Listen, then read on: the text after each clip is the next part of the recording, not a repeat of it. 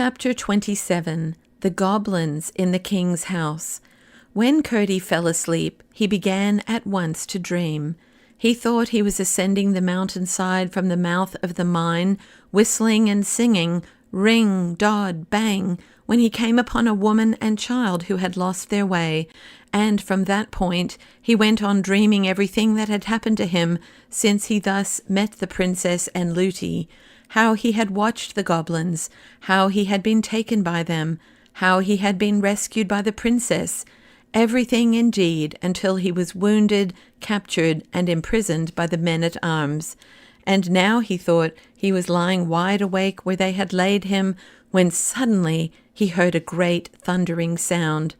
"The cobs are coming," he said. "They didn't believe a word I told them. The cobs will be carrying off the princess from under their stupid noses. But they shan't, that they shan't." He jumped up, as he thought, and began to dress, but, to his dismay, found that he was still lying in bed. "Now then, I will," he said. "Here goes. I am up now." But yet again he found himself snug in bed. 20 times he tried, and 20 times he failed, for in fact he was not awake, only dreaming that he was. At length, in an agony of despair, fancying he heard the goblins all over the house, he gave a great cry. Then there came, as he thought, a hand upon the lock of his door. It opened, and, looking up, he saw a lady with white hair, carrying a silver box in her hand, enter the room.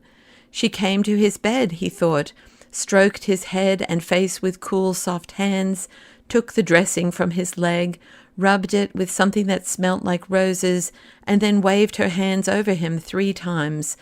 At the last wave of her hands, everything vanished. He felt himself sinking into the profoundest slumber, and remembered nothing more until he awoke in earnest.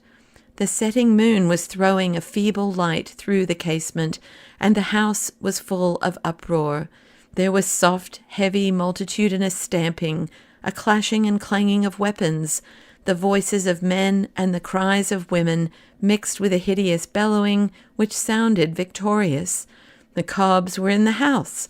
He sprang from his bed, hurried on some of his clothes, not forgetting his shoes, which were armed with nails.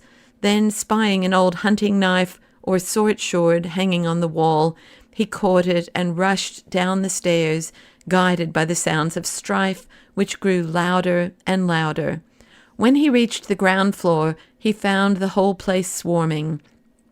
All the goblins of the mountain seemed gathered there.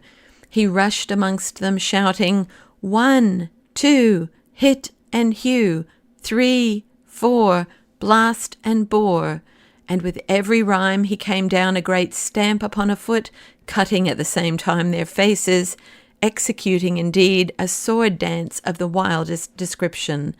Away scattered the goblins in every direction, into closets, upstairs, into chimneys, up on rafters, and down to the cellars. Curdie went on stamping and slashing and singing, but saw nothing of the people of the house until he came to the great hall, in which, the moment he entered it, arose a great goblin shout. The last of the men-at-arms, the captain himself, was on the floor, buried beneath a wallowing crowd of goblins. For, while each knight was busy defending himself as well as he could, by stabs in the thick bodies of the goblins, for he had soon found their heads all but invulnerable, the queen had attacked his legs and feet with her horrible granite shoe, and he was soon down. But the captain had got his back to the wall and stood out longer. The goblins would have torn them all to pieces, but the king had given orders to carry them away alive, and over each of them, in 12 groups, was standing a knot of goblins, while as many as could find room were sitting upon their prostrate bodies. Curdie burst in dancing and gyrating and stamping and singing like a small incarnate whirlwind. "Where 'tis all a hole, sir, never can be holes. Why should their shoes have soles, sir, when they've got no soles? But she upon her foot, sir, has a granite shoe. The strongest leather boot, sir, 6 would soon be through." The Queen gave a howl of rage and dismay, and before she recovered her presence of mind, Curdie, having begun with the group nearest him, had 11 of the knights on their legs again. "Stamp on their feet!" he cried as each man rose, and in a few minutes the hall was nearly empty, the goblins running from it as fast as they could, howling and shrieking and limping, and cowering every now and then as they ran to cuddle their wounded feet in their hard hands, or to protect them from the frightful stamp of the armed men. And now Curdie approached the group which, entrusting in the Queen and her shoe, kept their guard over the prostrate captain. The king sat on the captain's head, but the Queen stood in front like an infuriated cat, with her perpendicular eyes gleaming green, and her hair standing half up from her horrid head. Her heart was quaking, however, and she kept moving about her skin-shod foot with nervous apprehension. When Curdie was within a few paces, she rushed at him, made one tremendous stamp at his opposing foot, which happily he withdrew in time, and caught him round the waist to dash him on the marble floor. But just as she caught him, he came down with all the weight of his iron-shod shoe upon her skin-shod foot, and with a hideous howl she dropped him, squatted on the floor, and took her foot in both her hands. Meanwhile, the rest rushed on the king and the bodyguard, sent them flying, and lifted the prostrate captain, who was all but pressed to death. It was some moments before he recovered breath and consciousness. "Where's the princess?" cried Curdie again and again. No one knew, and off they all rushed in search of her. Through every room in the house they went, but nowhere was she to be found. Neither was one of the servants to be seen. But Curdie, who had kept to the lower part of the house, which was now quiet enough, began to hear a confused sound as of a distant hubbub, and set out to find where it came from. The noise grew as his sharp ears guided him to a stair, and so to the wine cellar. It was full of goblins, whom the butler was supplying with wine as fast as he could draw it. While the Queen and her party had encountered the men-at-arms, Harelip with another company had gone off to search the house. They captured everyone they met, and when they could find no more, they hurried away to carry them safe to the caverns below. But when the butler, who was amongst them, found that their path lay through the wine cellar, he bethought himself of persuading them to taste the wine, and, as he had hoped, they no sooner tasted than they wanted more. The routed goblins on their way below joined them, and when Curdie entered, they were all, with outstretched hands, in which were vessels of every description, from saucepan to silver cup, pressing around the butler, who sat at the tap of a huge cask, filling and filling. Curdie cast one glance around the place before commencing his attack, and saw in the farthest corner a terrified group of the domestics unwatched, but cowering without courage to attempt their escape. Amongst them was the terror-stricken face of Looty, but nowhere could he see the princess. Seized with the horrible conviction that Harelip had already carried her off, he rushed amongst them, unable for wrath to sing any more, but stamping and cutting with greater fury than ever. "Stamp on their feet! Stamp on their feet!" he shouted, and in a moment the goblins were disappearing through the hole in the floor like rats and mice. They could not vanish so fast, however, but that many more goblin feet had to go limping back over the underground ways of the mountain that morning. Presently, however, they were reinforced from above by the king and his party, with the redoubtable Queen at their head. Finding Curdie again busy amongst her unfortunate subjects, she rushed at him once more with the rage of despair, and this time gave him a bad bruise on the foot. Then a regular stamping fight got up between them, Curdie, with the point of his hunting knife, keeping her from clasping her mighty arms about him, as he watched his opportunity of getting once more a good stamp at her skin-shod foot.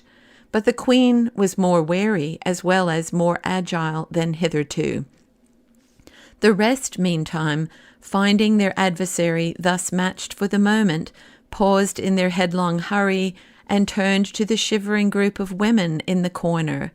As if determined to emulate his father and have a son-woman of some sort to share his future throne, Harelip rushed at them, caught up Lootie, and sped with her to the hall. She gave a great shriek, and Curdie heard her and saw the plight she was in. Gathering all his strength, he gave the queen a sudden cut across the face with his weapon, came down as she started back with all his weight on the proper foot, and sprung to Lootie's rescue. The prince had 2 defenceless feet, and on both of them Curdie stamped just as he reached the hole. He dropped his burden and rolled shrieking into the earth. Curdie made one stab at him as he disappeared, caught hold of the senseless Lootie, and, having dragged her back to the corner, there mounted guard over her, preparing once more to encounter the queen. Her face streaming with blood, and her eyes flashing green lightning through it, she came on with her mouth open and her teeth grinning like a tiger's, followed by the king and her bodyguard of the thickest goblins. But the same moment in rushed the captain and his men, and ran at them stamping furiously. They dared not encounter such an onset. Away they scurried, the queen foremost. Of course, the right thing would have been to take the king and queen prisoners and hold them hostages for the princess, but they were so anxious to find her that no one thought of detaining them until it was too late. Having thus rescued the servants, they set about searching the house once more. None of them could give the least information concerning the princess. Lootie was almost silly with terror, and although scarcely able to walk, would not leave Curdie's side for a single moment. Again he allowed the others to search the rest of the house, where, except a dismayed goblin lurking here and there, they found no one, while he requested Lootie to take him to the princess's room. She was as submissive and obedient as if he had been the king. He found the bedclothes tossed about, and most of them on the floor, while the princess's garments were scattered all over the room, which was in the greatest confusion. It was only too evident that the goblins had been there, and Curdie had no longer any doubt that she had been carried off at the very first of the inroad. With a pang of despair, he saw how wrong they had been in not securing the king and queen and prince, but he determined to find and rescue the princess as she had found and rescued him, or meet the worst fate to which the goblins could doom him.